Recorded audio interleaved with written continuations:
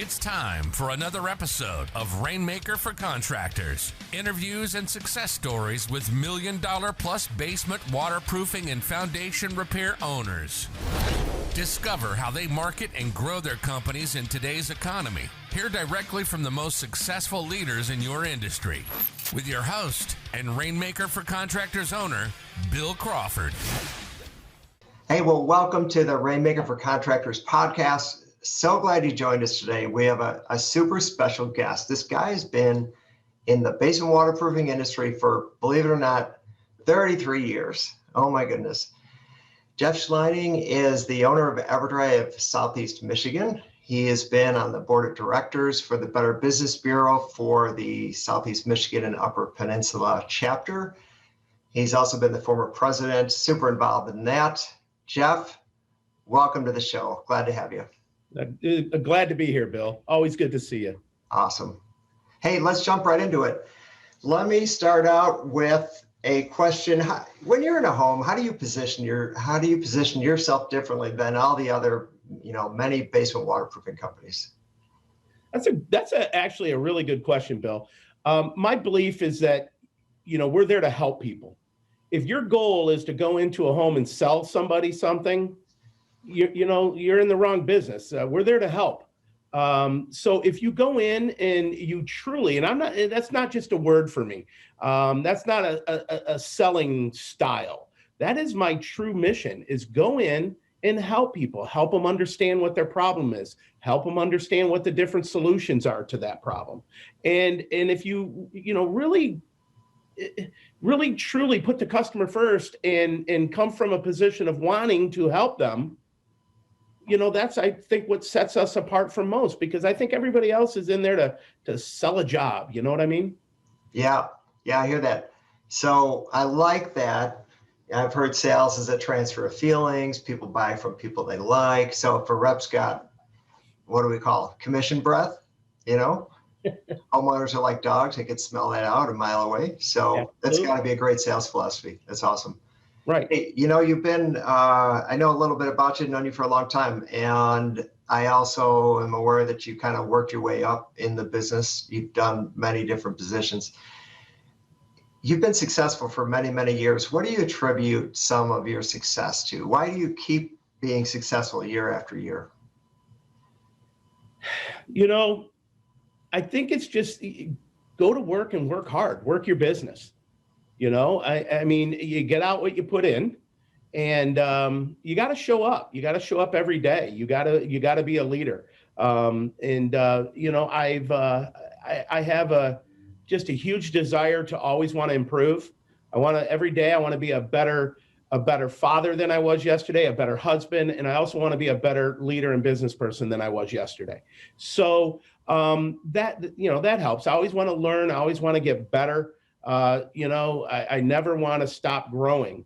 And I think, that comes from me into my team. And that just allows us to continue to grow. I mean, they say once you're ripe, you start to rot. So don't get ripe. Nice. Hey, if I could say, one of the things I hear people say, I really want to own my own business. I'd really love to be my own boss. I don't want to have a boss. But what I'm hearing from you is you got to work your business, and you obviously have the maturity and discipline to say, hey, this isn't a free gravy ride. You got to work it. You got to show up every day and work it. So yeah, well, I will say this, Bill, that people that say I want to own a business and be my own boss. My real question would be why? Because be careful what you wish for, because you just might get it. Okay. And I guess you could say, because I own the place, I don't work for anybody, but I have about 65 people on the other side of that door that I believe I work for. And I've never, ever in my life said, I'd like you to meet so-and-so. They work for me. Yeah. Love that. They work with me. Yeah, that's right. So that's kind of, my thing. So love that. Language matters. It's good humility.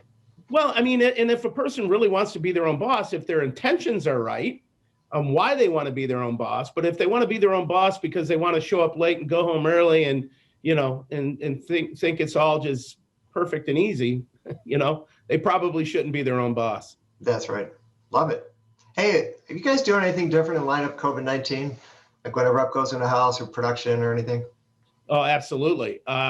First of all, we have to keep our people safe, and we have to keep our customers safe. Knock on wood, it's been a year now. We have not had one positive COVID case from any of our employees. Awesome. Yeah, Wow. we screen our customers. We screen before every appointment that we run for an estimate, and we also screen before we go out and perform warranty work or perform an installation. There's a screening process. We fog out and disinfect our trucks and tools every day. I mean, I could go on and on. We're just, Wow. we're doing all the right things. As a matter of fact, I just sent an email out to my entire team yesterday going, hey, I'm kind of noticing you guys are getting a little loose around the edges here. Let's tighten it back up because, hopefully we're getting to the end of this thing or near the end. And I just don't want to kneel on the goal line. I mean, we've gone this far, no positive cases. And I want to be able to say that we came all the way through. So, yeah, I mean, I'm doing the things that most people are probably doing, but keeping my people safe is first and keeping my customers safe as well. Love it. That's good stuff, man. Thanks. Hey, any favorite business or any favorite like motivational sayings or lines that kind of keep you focused? Oh, sure. Probably one or two I shouldn't share here, but All right. Appreciate that. What was that? I appreciate that. Okay. I don't want to have to do extra editing. No, my favorite, who I consider a great leader and football coach, Bo Schembechler, he always said, you either get better or you get worse. You never stay the same. And keeping that in mind is important because it is so true. I mean, and that kind of, helps me like determine, like, am I going to make a difference today? Because if I just come in and roll through the motions, I probably got worse. Yeah. Nice. Love it. Sounds like you're committed to growing, learning. Hey, how about customer reviews? It's a big hot topic in today's world. So a lot of contractors are like, we ask, but we just don't get them. We send an email, a few weeks after we do the job. I always encourage contractors to kind of, over deliver, under promise, try to just go above and beyond and set them up well. Like any general tips on customer reviews? Well, personally for myself, I mean, I'm an older guy, so, I come from a generation where I had to adapt to, technology and the way the world is evolving. And I was a little slow to move. But what got me is when I started using reviews. I started looking at reviews for restaurants, hotels, places, services, whatever. And I was like, holy cow, this is important. Yeah. And so we made a concerted effort and we are very review driven. I mean, over the last couple of years, we've taken some great strides. I don't think we're there yet. I'd like to do better, and I think we can. And I actually, have a plan in place to do so. Awesome. Yeah, I like I said, I was a little slow to come around, but now I realize that it's paramount. It's got to be, it's for sure. It's the way of the future. It so is. I always teach it's just got to be a culture. You can't ask one person to ask for a review. It's like you got to put a goal on your doors. Buy lunch, make it a group thing. That's cool. But I'll tell you, it's hard. This is hard, especially, one of the things here that I'm proud of, but a lot of our employees are also long-term. They've been around a long time. I have a lot of longevity around here. So, there's people like myself that, came from a different time. So now I'm trying to encourage them and teach them on how to do this. And it's been fun. I'll tell you, it's interesting.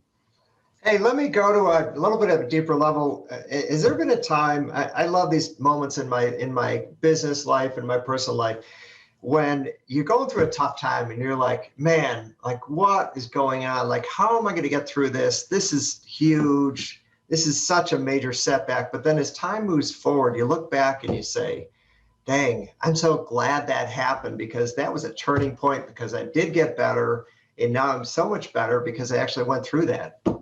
Any of those moments? Well, yeah, there's been a handful. The one that stands out is 2009. I mean, as a result of what happened in October 2008. Learned a lot, got better. Am I glad it happened? No, I have to tell you, I can't answer that honestly, or I have to answer that honestly. I'm not glad it happened, but I'll tell you, it really woke me up, because prior to that, even some of the rough times we got through. They weren't that rough. That was the real deal. You can't see it, but in my office, on the other side of the room, I have a license plate from a car that was kind of my dream car. I worked really hard and I rewarded myself and bought this car, and I had to sell it. I had to sell it to make payroll. I obviously I wasn't on the payroll at the time, but I had to sell that car, and I keep that license plate over there to look at every day as a reminder of what can happen and how to be, and you better be prepared, because you can't predict these kinds of things. And so you should be conservative in the way you run your business and make sure you prepare yourself for those kinds of rough times. So, 2009 was just a real true wake-up call to how bad things can really get. I mean, if you think about it, at the time, not only did the stock market crash and everyone lose more than half of their wealth, but the housing market crashed. So now I'm in a home improvement business where I'm trying to talk to people about improving their home that's now worth half of what it was. And on top of that, the financing tightened up. They would only lend money to people who didn't need money to be lent to them. So, I mean, it was just, I was getting nailed at every level. And I'll tell you, it was a character builder and then some. Those were tough times, man. Yeah. You made it through. I did, yeah. Yes. Hey, I know that you are a guy with a big heart and you like to take care of people. I've heard a story or two over the years, and I'm going to ask you to not be shy here. Can you share an example of how maybe you've taken care of your employees?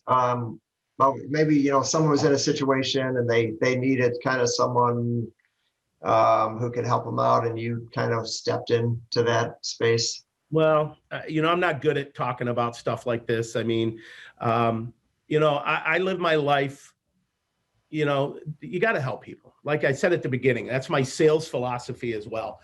When you've been blessed and had the opportunities that I've had, and I worked hard for it. Don't get me wrong. I'm not here. It wasn't an easy thing, but when you have the ability to help somebody, I believe you have a responsibility to do that. We had one example, and probably the biggest one we had a gentleman here. He was our service manager, did all our warranty work. Customers would ask for him by name. People loved this guy. He was great. His name was Rudy. We were his family. He was never married, no children. And the man came to work every day, and he was just quiet, just a real great guy. So he gets diagnosed with cancer. And when he got diagnosed with it, he was already in stage 4. Oh. And then he started fading quickly, and he couldn't do his job anymore, but what am I going to do? You're going to let a guy go because he can't do his job in the middle of the fight of his life when he has insurance through the company? I mean, there was and by the way, that was also during the 2009 thing when I didn't have 2 nickels to rub together. And there was no possible way that in my heart, I could have let Rudy go and have him lose his insurance. And, the long and short of it was, he would come in, he would empty a trash can and then sit and rest for an hour, empty another trash can and sit and rest for an hour. But if it came down to paying myself or paying him, I was going to pay him.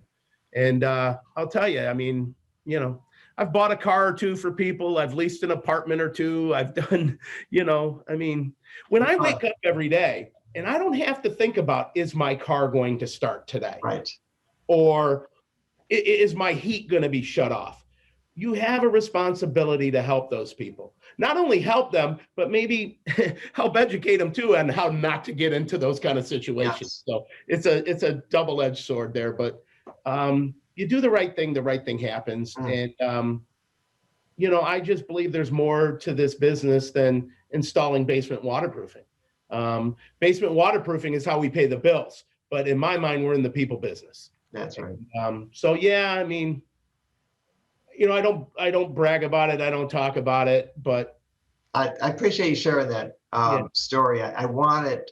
I mean, I know you have 100 of those, and you're just an inspirational, motivational guy, and sometimes you hear a story like that and you're like, you know what, I could help someone else. So it's no different than you're, at a restaurant and you see, some elderly woman eating lunch alone, she's alone, and pick up the tab. You see a military guy, pick up the tab. I mean, it's just love that. Just be a good person. Yeah. All right. I think you just set me up for the next question, but you don't have to answer this way. Is there anything you learned as a kid, either from your dad or from a mentor that, how old are we now? 40, 50 years later, that you see expressed in your life or in your business in some way? Wow. That's interesting. Probably, and it's something I say to my kids, the first thing you got to do is you got to show up.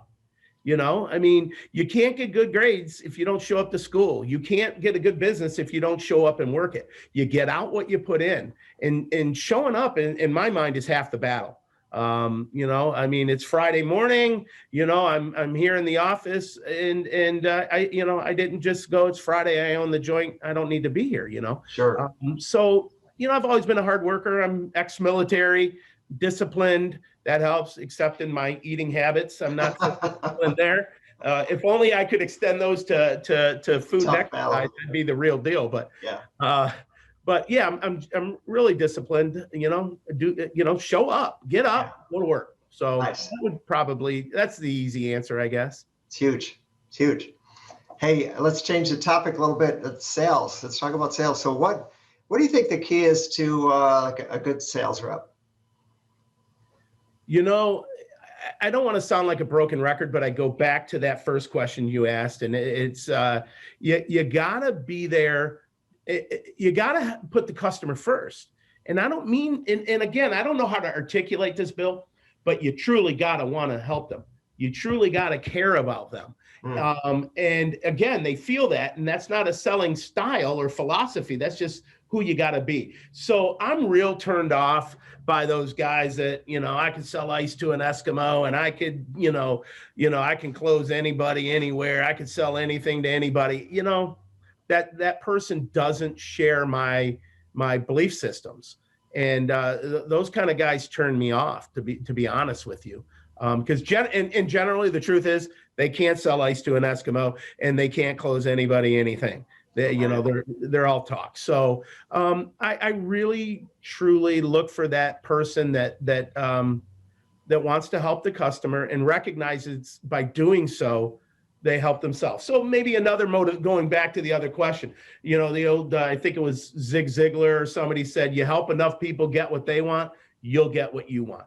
And I think that's real, So sure.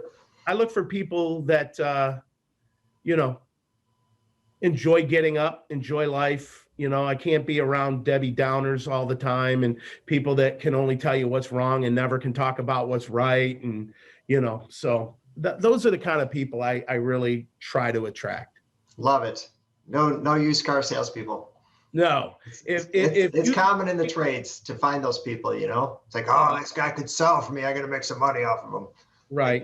I mean, if they make people miserable when they come in the office and you look out your window and here comes that sales rep and you're cringing and you want to close your door, it's time for them to go. Yeah. It just is. One of the things that sales rep, I think all sales reps struggle with a little bit, and that is, prejudging leads. Like, how do you stay focused? How do you teach reps to, help people be consistent and stop prejudging leads? Probably if you and I had the answer to that question, we'd both be on an island somewhere sipping a drink with a little umbrella in it, Bill. Yeah. I'll be honest with you. Always the biggest challenge. I did the job. Now, keep in mind, I mean, this isn't my dad's business. I started at the bottom as a telemarketer and boom, boom, boom, boom, boom. And so I did the job. And I can't sit here and look at you and tell you I never prejudged a lead or prejudged a person. It's a real thing. And it takes real discipline. And there was a day in my career, it's kind of a defining moment when people are selling around me and I'm not doing so well. And I had to ask myself, you got to get in or get out. And it was a defining moment when the day came where all of a sudden I recognized I have no control over the lead. Zero. The lead is generated in the office. The lead is assigned to me. This is where you're going today. And when I finally realized I can't do anything about it. I can only handle what I can touch. And when I quit caring about a lead, that's when the game changed for me. I didn't care because I knew what I was going to do when I got there. So who was on the other side, the people, where it was, the type of lead it was, I have zero control over that. And that was a changing moment. So I try to teach, preach, inspire people not to care about the lead. But, again, if we could fix that one thing, boy, oh boy. So true. It would be a game changer. I don't know. I do think reps can get into a place. And if they're in a good place, they're in a good place. But then they quit selling. You know how it goes, Bill. If they're selling, it's because of me, and if they're not selling, that's right, it's because of you. You know. So that's right. It reminds me of Stephen Covey's 7 Habits, and I love his thing where he says, the successful people take responsibility for what they can control. And they don't put a bunch of time and energy into blaming and no, I didn't sell because it was a bad lead or the husband was a jerk and all the other excuses. They just go A to Z and they empower the things that they can control. So, well, I've always trained, and I used to do this. I mean, I guess I'm a odd duck in many ways, but when I would leave a lead after the defining moment when I realized it was up to me, I'd pull around the corner. I wouldn't just throw the radio on and drive home. And I would ask myself one question: knowing what I know now, what would I do differently? Nice. Okay. Knowing what I know now, what would I do differently? And it kind of made me just always focus on what I can control, and that's myself. And, love it. But, that whole prejudge thing, I mean, and even though it drives me crazy, every rep has had that thing that happened to them that told them not to prejudge. That lead in an area that typically can't afford anything, or my product is worth more than the house, and they just went through the motions, asked for the order, and the people bought, and then paid cash. Yeah, it should only take one of those to tell you don't ever prejudge. But they're human, and I think when you go out and you do this every single day, it's hard, and it takes discipline, and it takes people like you and me to help them recognize when they're, off their mental. They work in a culture that supports all those values. Yeah, absolutely. I just don't think there is a full-time resolution to that. That's something we will always be battling. That's right. Part of our evolutionary nature that we want to save energy, right? So we take the path of least resistance, and we do. So, hey, super enlightening to talk to you, Jeff. I have one last question. Do you have any words of wisdom for either the sales rep or the basement waterproofing owner or foundation repair guy that's just kind of stuck or just trying to move his company forward? And any enlightening thoughts for them? Well, again, I keep feeling like a broken record here, but I operate on a very, less is best, keep it short and sweet. I operate on a very, few principles. And again, if there's that new owner or that guy that's stuck, it starts with you.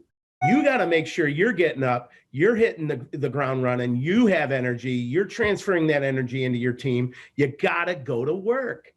This isn't a Subway where you're going to hire a couple of people to build sandwiches for you.